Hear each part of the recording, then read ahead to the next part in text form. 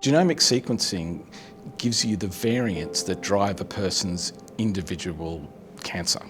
So that gives you therapeutic information, what sort of drugs their cancer might respond to, prognostic information, how well their tumour might respond to standard therapies, and even diagnostic information in some difficult cases tell you what type of cancer it is. We were told, Stuart's got this GBM, it's the worst cancer you can get. They took as much of it as they could, but it's got like tentacles, so it will just keep growing back.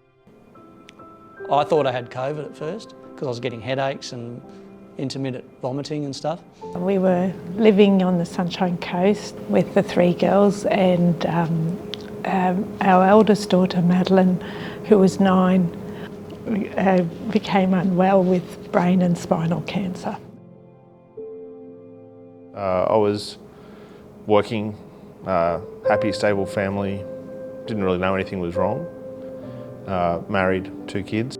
Had a few minor symptoms, but never ever expected a diagnosis of brain cancer. We were starting to think about retirement and what we were going to do. It's been really hard emotionally and physically, you know, just trying to focus on him and the family and what time we've got left. It put a huge amount of strain on my family in terms of my parents, my kids, now my ex-wife, and I guess as part of that grief process and the trauma process, it sort of led to the dissolution of my family. It wasn't until we had the full analysis of her tumour type that we realised it was so rare. But it was crucial to her future because she then ended up on a clinical trial.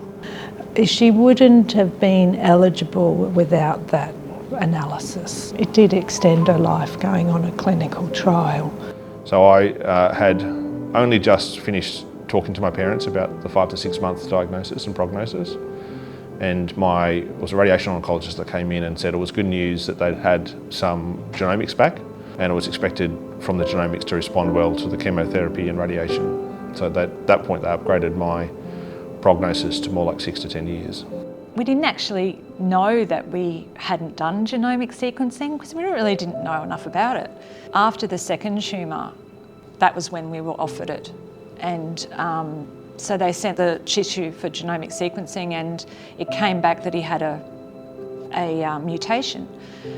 And so this is 16 months after the first diagnosis. And so now he's having a drug. And I kind of look at that now and go, I wish, you know, we had been offered that from the very beginning.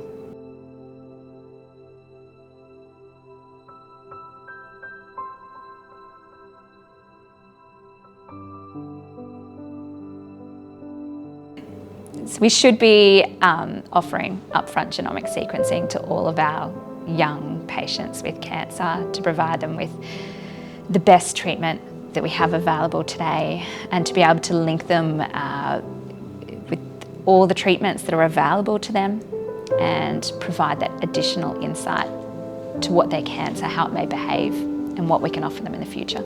And we've shown that actually patients that go on a targeted therapy do twice as better in terms of outcome than patients who don't.